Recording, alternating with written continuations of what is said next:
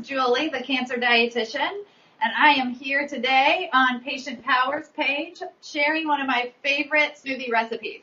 So this is a recipe that I do all the time with my groups. It's a tried and true tested recipe, which are my favorite ones to do for recipe demos. And the thing I love about this recipe, it's a great source of protein. It's made all from a variety of plant foods. A little bit of milk, you can choose different, your favorite choice.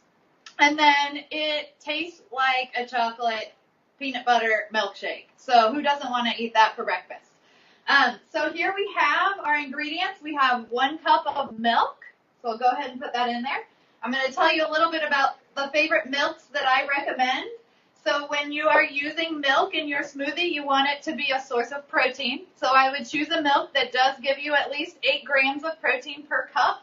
Today I'm actually using this particular brand, and they don't even pay me to say it, but it is Fairlife milk. It actually has 15 grams of protein per cup.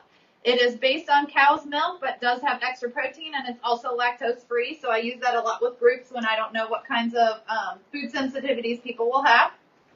So we put the milk in, we put 2 tablespoons of peanut butter, and my favorite type of peanut butter, I don't have a brand that's my favorite, I just recommend that you look at the ingredient list, and the ingredients should be peanuts, comma, salt, period, end of story. Peanut butter should just be peanuts and maybe a little salt for flavoring. So we're putting 2 tablespoons in there, and 2 tablespoons of peanut butter is about 7 grams of protein. Now, to make it chocolatey, we are using the cocoa powder, and I've used a variety of different cocoa powders, but I will say this is my favorite for making things taste really chocolatey. This is Hershey's Special Dark. They don't pay me either. And then the other 2 ingredients that you need are, first of all, a frozen banana. So 1 medium-sized frozen banana. I always wait until my bananas go a little bit brown, wait a little bit longer, and then I tear them into pieces and keep them in a freezer-safe container. The other thing I have here is the spinach already pre-measured and frozen with the banana.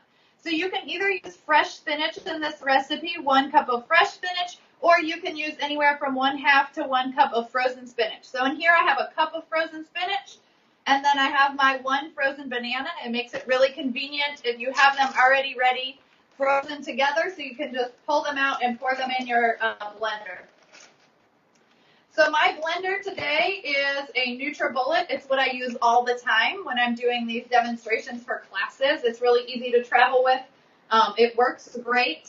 I had one break after a long time, and so I just bought the same one again, I think on Amazon or at Costco or something. They're not super pricey.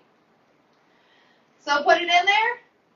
My tip, I had a chef tell me that if you're making smoothies, you want to put the liquid ingredients towards the blade and then the more solid ones above that. So there's your smoothie tip, and I'm going to blend it.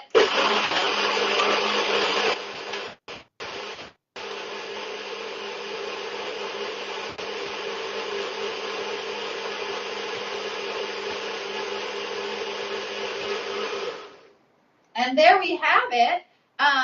Kind of the things that I recommend, if you have somebody who's not interested in having a green smoothie with the spinach in it, they're not sure they're going to like it, you can always make it without the spinach. They can taste it, then make it with the spinach, have them taste it again. A lot of people find out that they like it better with the spinach. And then if you are also somebody going through treatment and needing extra protein or extra calories, you can actually make this recipe using a nutrition supplement drink like Boost or Ensure or whatever store brand in place of the milk, and that adds even more calories and protein. So those are a few different options. And then a lot of people ask, is this 1 serving or 2? You know, it's something that I typically share with my husband. It would be a full meal, I would say. So for sure, if it's a snack, I would have a portion of it. But if you are having it for a meal, it could be a meal replacement if you really don't feel like eating food and you'd rather drink something. This would be a good alternative. It's all completely based on real food, and it is absolutely delicious. It's a good one, I promise. I hope you enjoy it. Thanks for joining us today.